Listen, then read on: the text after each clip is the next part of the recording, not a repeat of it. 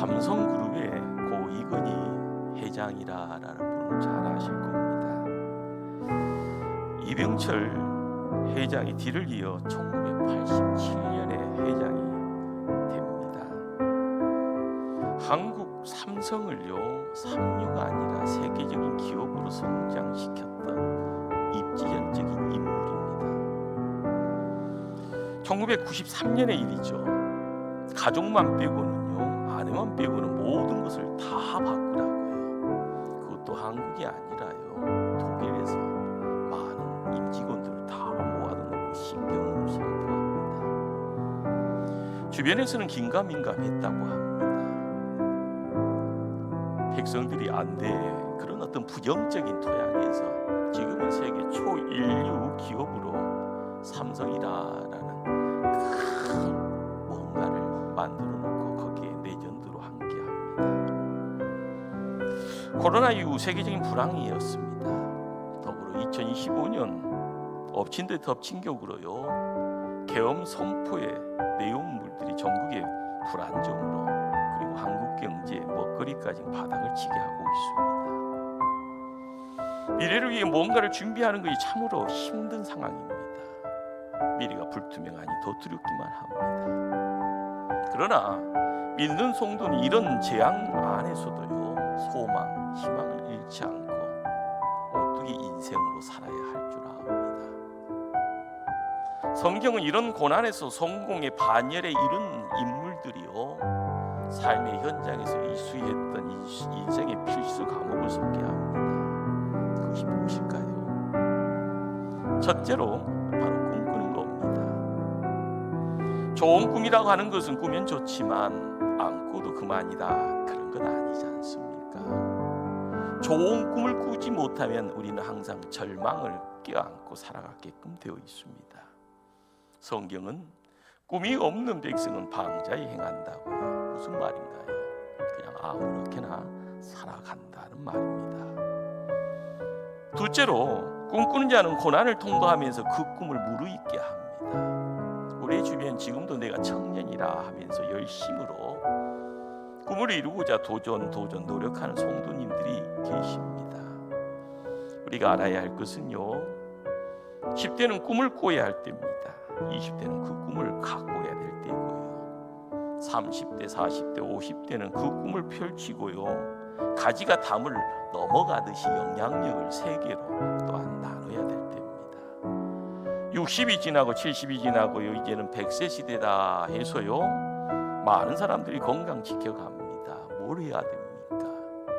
대물림이다라는 것을 통하여서 자녀들, 자손들에게 축복을 허락하고요, 이웃들에게는 거름 주고 물 주고 함께 나누는, 그래서 인생을 갈무리하는 모습이 되어야 합니다.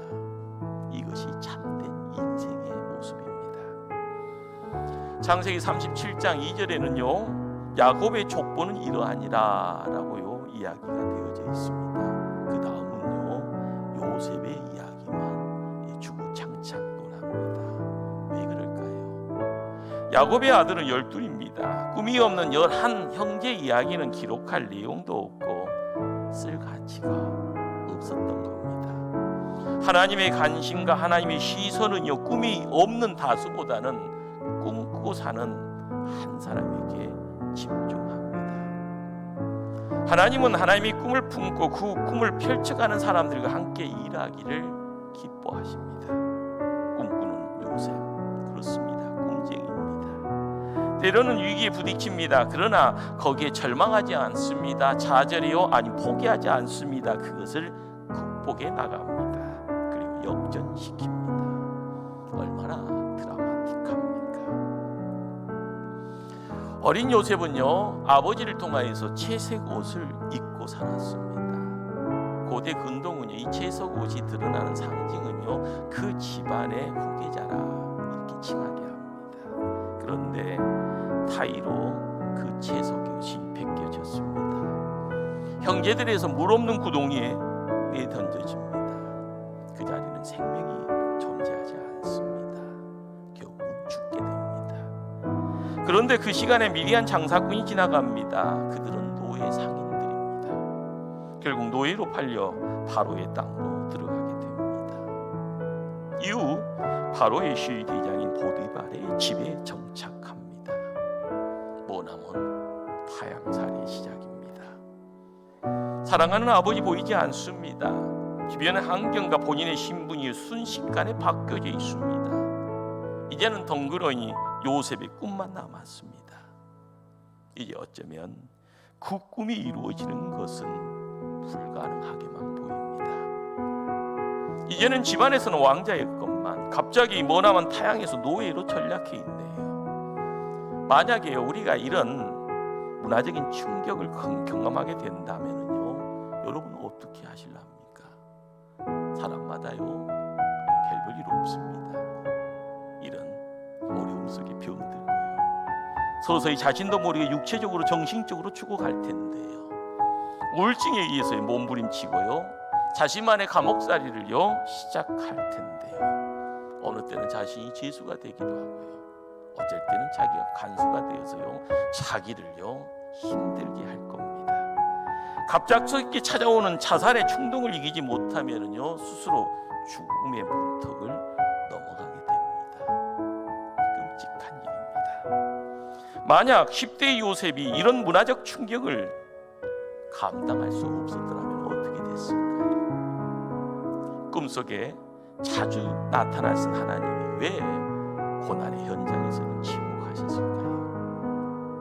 만약에 고난 중에 있는 요셉에게 야, 사랑하는 아들 요셉아, 이 모든 일련의 시련은 나중에 내가 국무총리가 되어지고 가족과 민족을 구원하기 위한 인연의 과정이다, 조금만 더 참고 견디거라, 만약에 그랬더라면요 13년이 아니라 130년도 넉넉하게 즐거워하면서 견디었을 겁니다. 그러나 성경은요, 하나님은 직접적으로 그 시련의 자리에 한 번도 찾아오지 않습니다. 그러기에 오늘 읽었던 창세기 39장 1절은요 요셉이 이끌려 애굽에 내려가매 그냥 간단하게요 그 상황을 묘사합니다. 애굽으로 그냥 내려갑니다. 그런데 성경은 여기에다가 앞부분에다가요 묘사를 합니다. 요셉이 만약에 노예 상인들이 손발이 묶여졌습니다, 그렇게 끌려갔더라라는 그런 뜻도 되겠죠. 그러나 우리는 성경을 읽다 보면은요 마태복음 4장에서요 이런 상황을 접하게 됩니다. 예수님이 이 땅에 오셔서 40일 금식을 하십니다. 공생애를 시작하기 전에요. 그리고 마귀에게 끌려서요 강야로 갑니다. 4장 1절 말씀입니다. 그때 예수께서 성령에 이끌려 마귀에게 시험을 받으러 강야로 가사.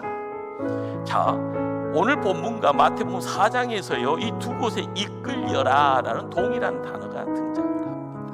그런데 마태복음 4장은요 성령에게 이끌려. 왜 애굽으로 내려가야만 했을까요? 홍 목사의 내피셜입니다. 조그마한 어항 속에는요 군붕어 키울 수는 있죠. 그러나 고래는 키울 수 없습니다. 요셉의 꿈은요 너무나 컸습니다. 너무나도 위대합니다. 어항과 같은 헤브론 땅에 요셉을 가둬둘 수는 없습니다. 당시 세계를 정복하고 있었던 애굽으로 그래서 하나님 옮기신 겁니다. 이 파도 헤치며 이 고난 통과하여 하나님께서 주셨던 위대한 꿈을 이뤄갈 수 있도록 하나님 애굽을 큰 바다로 상정하며 요셉을 인도하신 겁니다.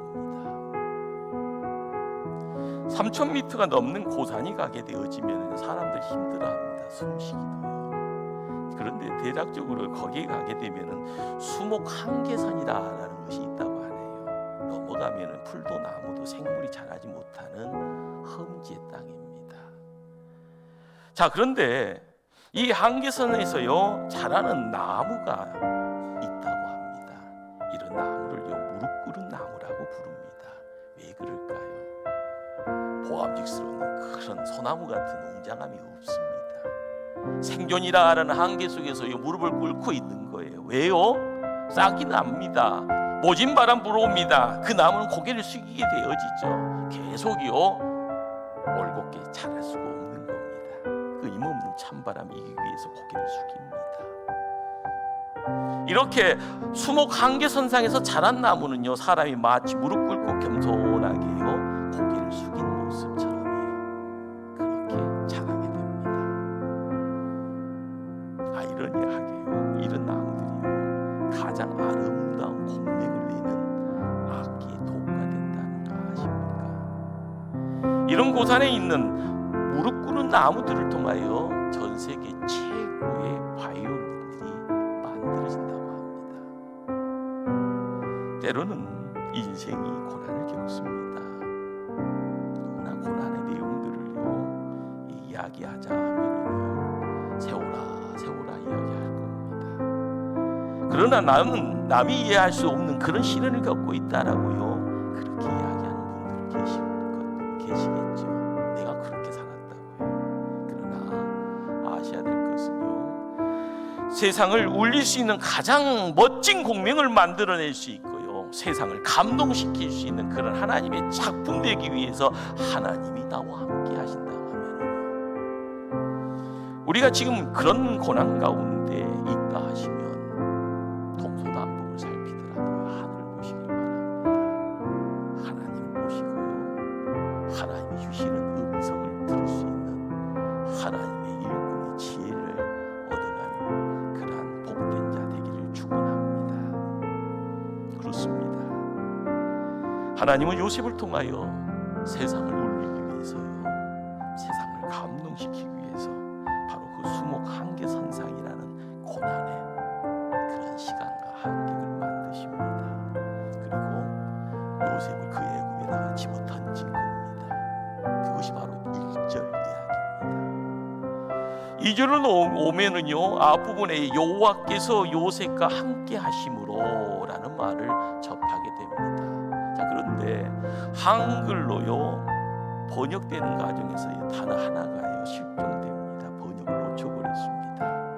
히브리어는 와우라라는 말이고요 현대인 발음으로는 마프라라는 그런 단어입니다. 우리말로는요 그러나입니다. 자 2절 말씀을요 이렇게 다시 번역할 수 있겠죠. 애굽으로 집어던졌던 상황에서 그러나 여호와께서 요셉과 함께 하셨다 이렇게요. 여호와께서 요셉과 함께 하심으로 요셉의 생애 가운데요 반복적으로 등장하는 말입니다. 자 그런데 요셉의 생애 가운데 창세기 39장 2절 이전에는요 이 말이 등장하지 않습니다. 이후에 이제 함께라는 말이 등장합니다. 아버지 품에 있었을 때는요 아버지와 함께 할 때는 하나님이 보이지 않았습니다. 그러나 이제는 아버지 집을 떠났습니다. 아버지가 보이지 않습니다. 지금 이제 하나님이 보이기 시작합니다. 우리는 이 함께라라는 이 단어가요 참 의미가 신장한 단어입니다. 함께요. 신구약을요 컴퓨터로 이거 딱 엔터 치고 함께라는 단어를 찾으면 대략 한 144회가 등장합니다. 그런데 신학적인 의미가 참 신비합니다. 우리 영적인 어떤 내용들 안목을요 열어갈 수 있는 단어인데요. 마태복음 1장 23절 말씀입니다. 보라 처녀가 잉태하여 아들을 낳을 것이요 그의 이름을 임마누엘이라 하리라 하셨으니 이를 번역한즉 하나님이 우리와 함께 계시다 함이라. 이렇게 하나님의 구원사는요 우리에게 뭘 이야기를 해주는가 하면 전능한 하나님이 죄 많은 인생과 함께 하시겠다 말씀합니다. 영원하신 하나님이 우리의 시간 안에 찾아오셨어요. 못나든 잘나든 간에 우리와 함께 하신다고 말합니다. 거기에 인생이 쓸 수 있는 단어가 함께라는 단어입니다. 그렇습니다. 임마누엘 하나님이 요셉과 함께 하셨더라. 임마누엘 하나님이 못난 우리와 지금 이 자리에 함께 하시더라. 할렐루야. 우리가 예배의 자리를 통하여서요 나 못났어 나 상처받아서 나 힘들어요 그러면서 누구에게 와야 됩니까?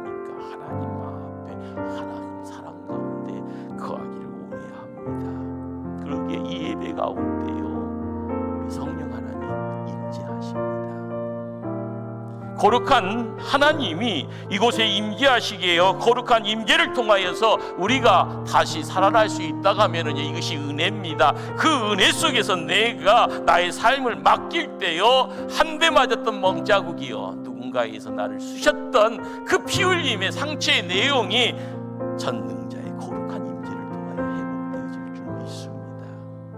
이런 하나님 잊을 수 있을까요? 그런 하나님이 나와 함께하면 지금의 고난이요 그렇게 크게 보일까요? 우리가 알아가야 될 것은요 하나님이 나와 함께 하신다. 이 예배를 통하여서 느껴야 되고요 매일매일 삶을 통하여 그 하나님 손 붙잡아야 됩니다. 그러지면 그 능력이 덧입혀질 때마다 눈앞에 보여지는 문제가 해결이 되어지는 성경은 이야기합니다. 여호와께서 요셉과 함께 하셨더라. 함께 할 때 어떤 일이 일어나냐? 이제는 계속 이런 말씀을 기록합니다. 그가 형통한 자가 되어. 무슨 말일까요? 형통이라는 말. 바로 하나님이 특별 관리를 하기 시작하셨다는 그런 말입니다. 우리는 찬송가 384장 나의 갈 길 다가도록 찬송을 잘 종종 부릅니다.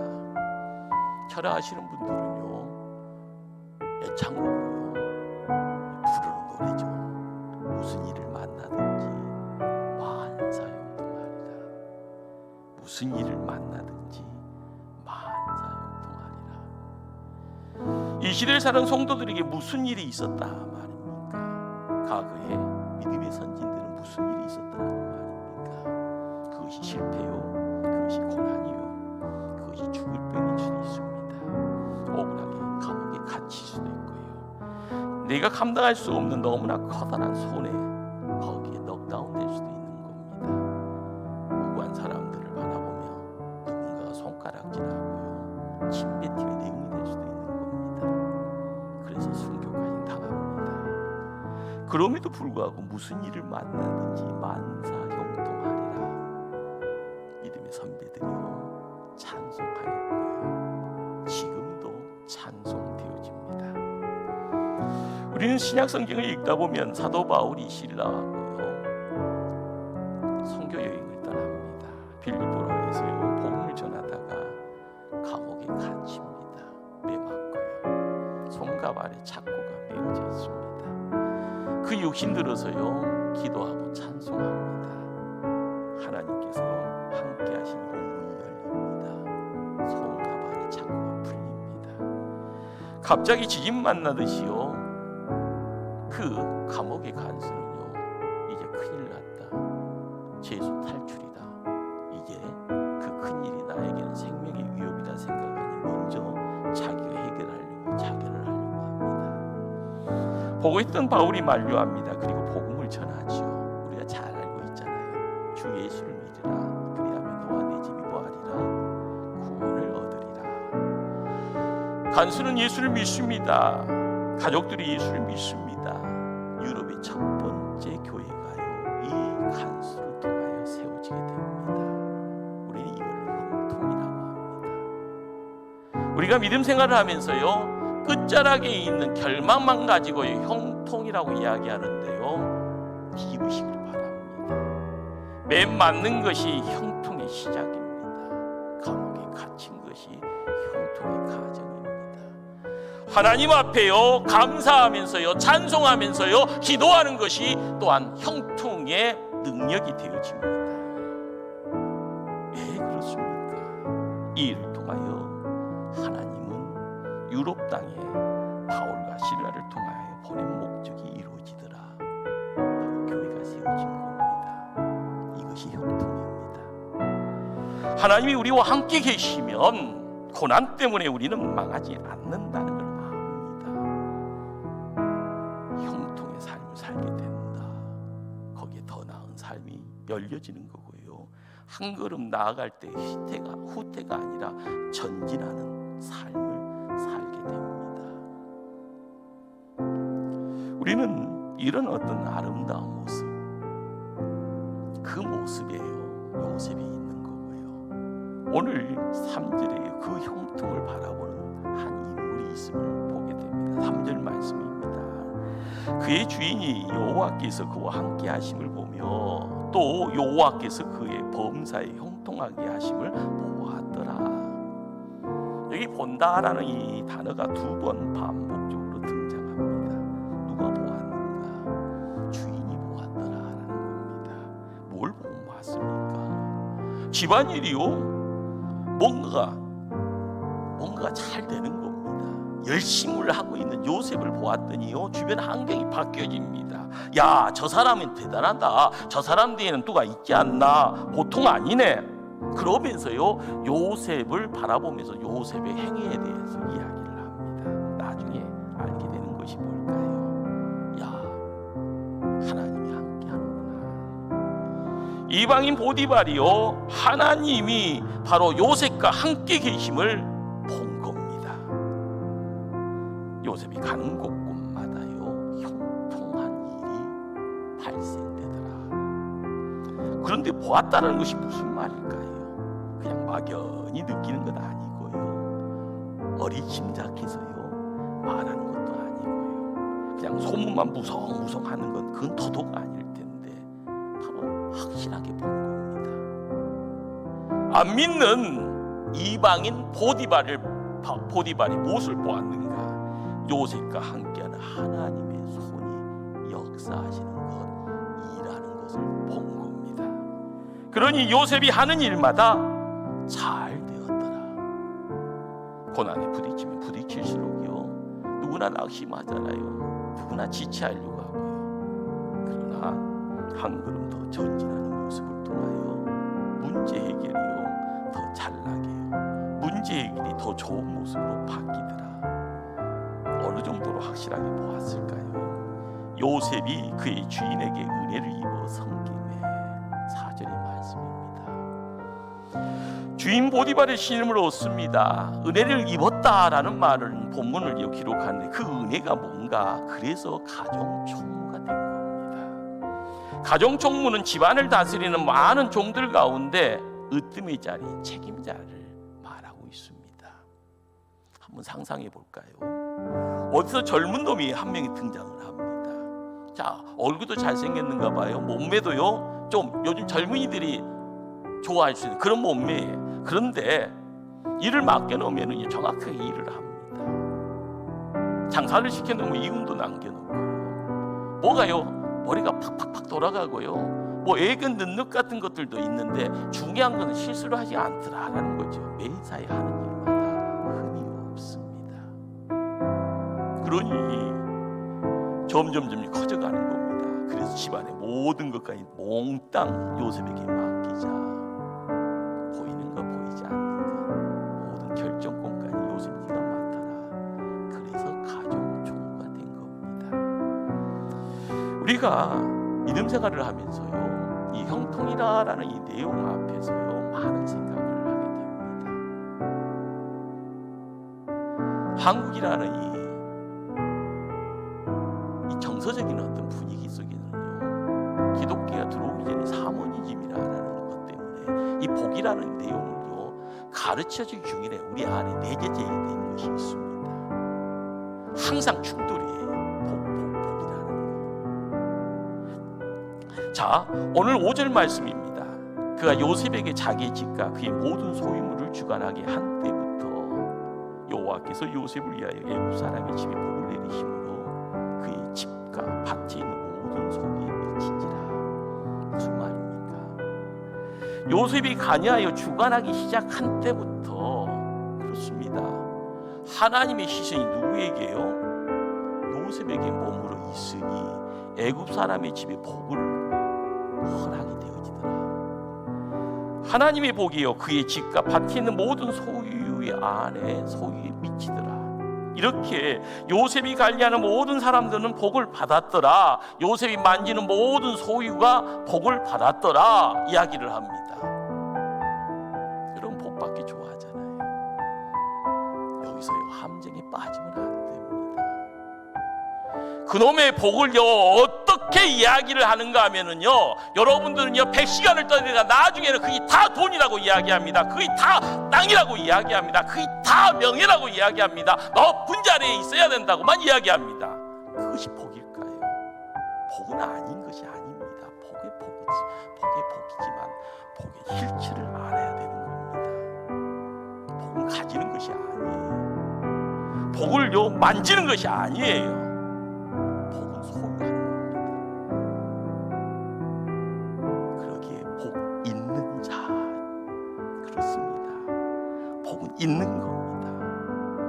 꼭 명심하시기를 바랍니다. 복의 내용이 함께 함으로 우리의 존재가 달라지고 변화되는 겁니다.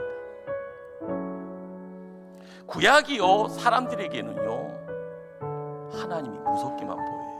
너 실수했으니까 내 맞아. 그런데 구약에서 이 복의 내용이 우리의 삶 속에서 예수님이 이 땅에 오셔서 십자가 부활을 통하여 복음으로 바뀌어져요. 율법이 복음으로 바뀌어지면서 우리가 놓치면 안 될 것이 뭔가 하면 예수님이 이 땅에 오셔서 야 내가 너희 안에 너희가 내 안에 있어야 된다라고 이야기를 합니다. 내 안에 하나님이 함께 하실 때 그것이 복의 실체입니다. 그 실체 때문에 내 자녀들이요 천대 만대까지 내가 복 주는 것이 아닙니다. 내가 복을 지키는 것이 아닙니다. 복이 가니 천대 만대까지 복의 자리에 놓이게 되는 겁니다. 내가 복 있는 존재 되어지면은요 내가 있는 곳에 복이 옵니다. 그러기에 나 때문에 우리 가정이 복이 머물게 되었을 때 나의 자녀들이 신앙의 대물림을 통하여서 복의 내용들을 풍부하는 복덩어리가 되어지고요. 그 신앙이 그 믿음이요 우리의 삶 속에 함께 할 때마다 여러분이 있는 구역도 행복해질 거고요. 여러분이 거하는 남성교 요전도회가 살만나고 재미나고 신바람 나야 될 줄 압니다. 모든 하는 일마다 잘되게 되었더라. 천하 만민이 너로 말미암으라 복을 받게 되리라. 하나님이 우리를 복된 존재로 바꿔놓게 되면은요 우리가 사용하는 단위가 달라지게 됩니다. 사람들은요 어렸을 때부터 산수를 배우잖아요. 수학을 배우고요. 자 그것이 이제 암원 중에 돈을 이제 의미하게 되었을 때 단위가 1, 2, 3, 4, 5 이렇게 10까지 헤아리게 하죠. 그러나 하나님의 단위는요 1, 2, 3, 4, 5, 6, 7, 8, 9, 10 이것이 아니라 하나님의 단위는 1, 10, 100, 1000만, 10만, 100만, 1000만, 억, 10억, 100억 이렇게 가는 겁니다. 우리가 알아가야 될 것은요 인간의 산수 속에서 이해가 되어지는 내용이 아니라 우리가 알아가야 될 것은 내 눈으로 보여지는 신분 상승의 내용만으로 끝이 아니라 몸으로 체험하는 능력의 상승을 경험하게 되었을 때 환경 바뀌어지고요. 내가 그 환경에 덜퍼덕 세움받아서 하나님의 일꾼으로서 쓰임받게 됩니다. 이런 삶 사시길 바랍니다. 이런 능력 가지고 나아갈 때 우리 교회가 어떤 교회 될까요? 성령의 능력으로 부흥하는 그런 교회 만들어 가십시다. 사랑하는 성도님들 좋은 꿈을 꾸시길 바랍니다. 지금 힘든 때니까요. 지금은 꿈을 꿔야 될 때고요. 때로는 꿈에 갇혀서요. 모든 것이요. 꿈은 사라지고 고난만 보이고 있어서 나는 뭐 안 돼. 나는 지금 갇혀 있어. 하나님 나 떠난 것 아닌가? 하나님 나 버린 것 아닌가? 왜 내 기도 안 들어주시는가? 내가 지금 꾸는 꿈은 혹시 잘못된 꿈 아닌가? 이런 생각 갖고 있습니까? 아닙니다. 우리 하나님은요 한 번도 우리 떠난 적 없습니다. 더더욱 버린 적 없습니다. 그 꿈과 함께 합니다. 반드시 그 꿈 이루어집니다. 하나님이 나타나셔서 말씀 주지 않는다고요, 기도의 응답으로 함께 해주시지 않는다고 실망하지 마십시다. 이미 우리에게 말씀 주셨고요, 성경을 통하여 확연하게요 우리에게 선포하십니다. 우리가 복된 존재고 복동임을 확신하면 내가 가는 곳곳마다 내가 있는 곳이 복된 땅이 된다. 자, 그 복으로 복된 가문, 이 시대의 아브라함의 가문을 통하여서 하나님 영광 이루어갈 수 있다. 할렐루야. 혹시요 고양이가 자기 그림자 붙잡으려고요 하루 종일 딴짓 않고 자기 그림자 졸졸 따라다니다가 죽었다는 이야기 혹시 아십니까? 우리가 그런 어리석은 존재 되어서는 안 됩니다. 그냥 하나님 바라보고 쭉 가면서요 내가 가는 곳마다 복이 따라온다. 나는 복덩어리다. 이렇게요 가슴 피시고요 하나님의 일꾼으로 하나님 영광 돌리기를 주님 이름으로 축원합니다. 기도하십니다.